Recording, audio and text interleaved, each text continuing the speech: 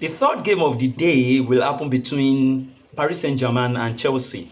Of course, you know quite right that Paris Saint-Germain will be said, will be working on vengeance, on revenge, and also to avenge that loss to Chelsea at the Club World Cup. Don't forget, it was Chelsea that beat PSG at the Club World Cup right there, beating them 3-0, the goals from Palmer and João Pedro, put a lot of, pain in the hearts of PSG fans and PSG as a whole. So PSG will actually be looking for a way to actually avenge that loss and also to, put things in order and in shape. But football is not like that.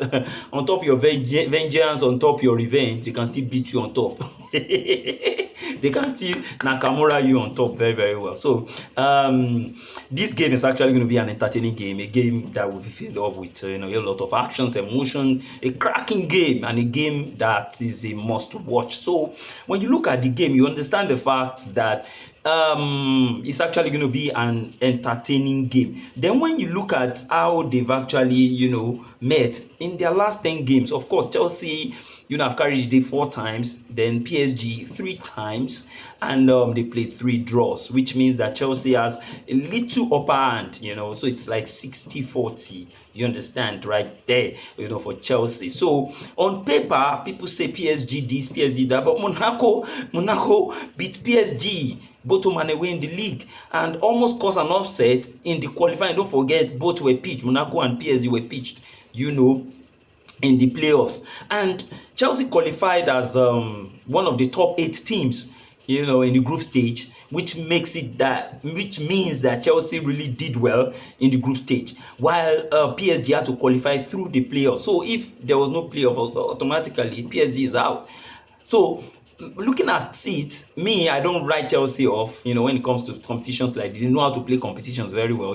Their luck is always, rekindled, during competitions, cup games and the likes. In the league, they might falter a little bit, they might struggle, but when it comes to cup competitions, please don't write Chelsea off. They can come from nowhere and shock you. They can come from nowhere and win it. You understand? 2012, I will not forget. You don't understand? 2021, I will not forget. You get 2019, I will not forget.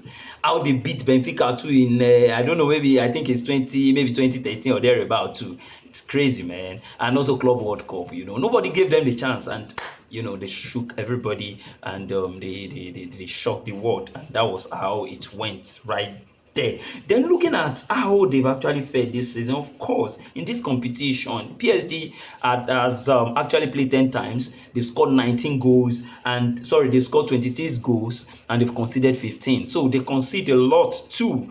They concede a lot. But looking at Chelsea have actually played 8 times. They've scored 17 times, and they've also conceded 10 goals. Of course, they also concede as well, but Chelsea are actually, very good at the back, in this Champions League. And, against PSG has a way of, trying to create loopholes, create chances and the likes, for you. So let's look at how they are likely going to, start today. When you look at PSG, of course, Safanov will be in goal. Then Hakimi, Marquinhos, Pacho and Mendes, will be at the back as defenders, while Zaire Emery, Vitinha, and Neves will be in the middle, also helped by Doué and Bakola on the wings. Then Dembele will be behind the striker, who is there. Of course, he also doubles as the striker. He plays as an 8 and also 9 as well, depending on the formation. Maybe Vitinha drops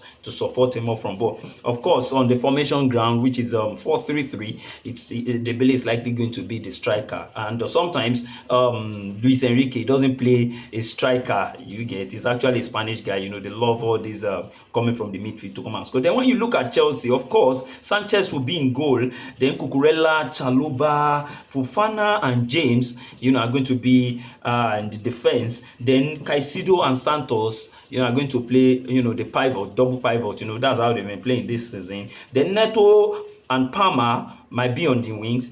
Of course, Palmer can actually drift in. Neto drifts in into the middle too, but sometimes he stays there and runs, and he has not been doing well this season. And Enzo Fernandez, we actually play behind the striker, which is João Pedro, and the two of them actually alternate, and it's actually going to be an amazing game. So this game, I predict a 1-1 or 2-2, which is a draw, because I'm so sure Chelsea will not just lose easily, and PSG too at home will not want to lose that home advantage, because they believe that the moment they lose that home advantage, coming to Stamford Bridge might be very difficult. So I would say this game is actually a draw.